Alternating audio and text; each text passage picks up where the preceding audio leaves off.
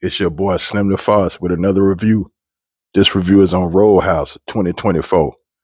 We not gonna call it a remake of the 1989 version. We ain't gonna do that. We gonna call this just a whole nother film entirely. Because we ain't gonna compare it to that classic, that 1989 classic. But let's get straight to it. Anyway, it starts with Edward Dalton, a down on his luck fighter. Basically, I mean, he used to fight in the UFC. And, we don't really know what really happens at first. We just keep getting flashbacks of him fighting somebody. And it starts off with a unofficial fight in a cage with two fighters fighting each other. And the one dude beating up the other dude pretty bad. And then Dalton walks in with the hoodie on and be like, yo, I'm next. The other dude's like, nah, I ain't fighting him. Ain't no way I'm fighting him. In the crowd is this lady named Frankie, who owns a bar, who basically was looking for somebody to be a bodyguard for a bar. So she hollers at Dalton, tell him, yo, come, you know what I'm saying? Be a bodyguard for my bar, and I'll pay you. It's better than what you doing. You sleeping in your car. You ain't doing nothing. You down on your luck. You looking bad out here. So he like, nah, I'm good. You know what I'm saying? But he do take a number.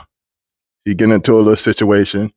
He decides to go and gets hit by a train, trying to basically kill himself. But he changes his senses and backs out. But the train still hits the end of his car.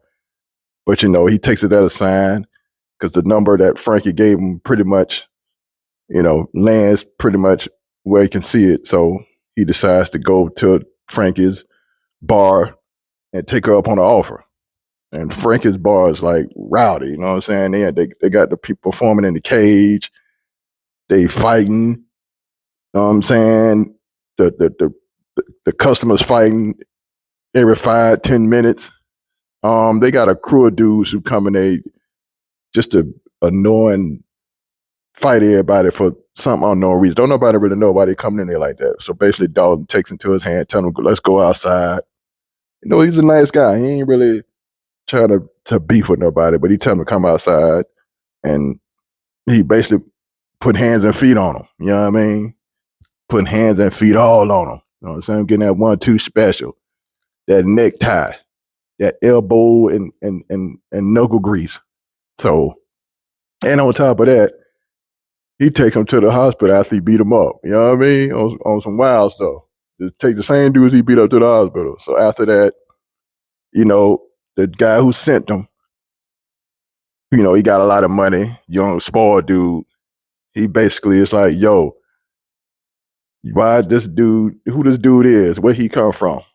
So he send some more dudes at him, beat them up. So the young dude, rich dude father who locked up in jail, he sent this wild dude named Knox, which played by Conor McGregor, which he was wilding, you know what I'm saying? Straight psychopath. And also after, let me hold on, let me wind that back. I'm getting a little too far ahead, but I'm sorry.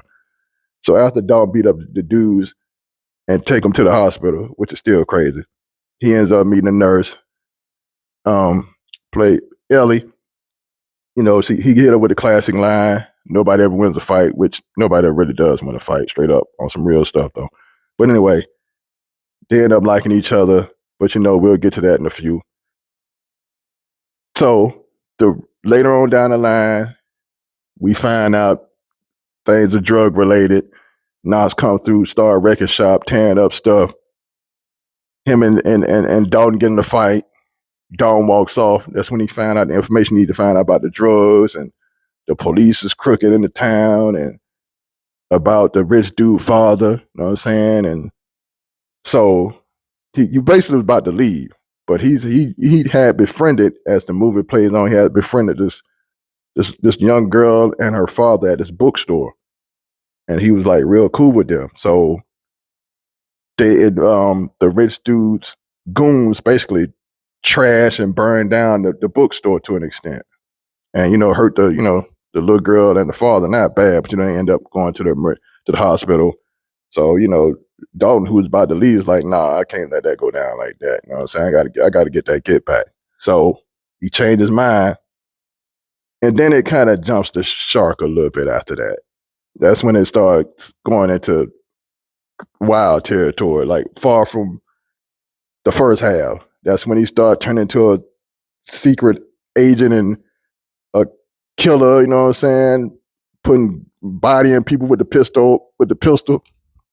But anyway, he ends up killing a person and basically trying to frame one of the police officers for it. And then we get the boat scene, which was a cool little scene. It basically turned to a straight up and down uncut action movie. And I'm not gonna get the rest of it up, but you see it for yourself. But it do kind of jump the shark a little bit in the second half. All right, let me get to my views on it. The acting was cool. I I said I wasn't gonna compare it to the classic, the 1989 classic, but I got to a little bit. The Dalton in this one, it's actually really the movie has more comedic taste to it than the 1989 classic version.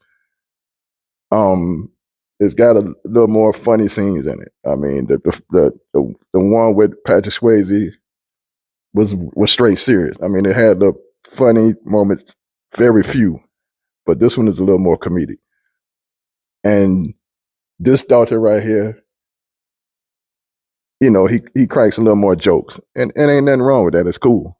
It's I don't have a problem with it. I mean, he doesn't have that calm, intimidating presence that the older Dalton had. Like the older Dalton, like you know, he was cool and laid back, but you know, if you cross that line, he was gonna put that murder game down on you with them hands. This Dalton right here, he was kind of more like just like a nice guy. Like you wouldn't even take him for it to even be like that, but he would be the type that beat you up, but help you up and actually do you want to have a book for you to read after and conversate with you as he beat you up. You know what I'm saying? This is different between him and the other Dalton. I thought that was cool. Knox, played by Conor McGregor, was wilding. They got a little out of control with some of the things they had him doing. I ain't taking that out on him. That's more like, you know, on the story and the director. Like they kind of had him a little too off the chain, but he was pretty cool. He for his first acting role, he did good. So shout out to him. He did good.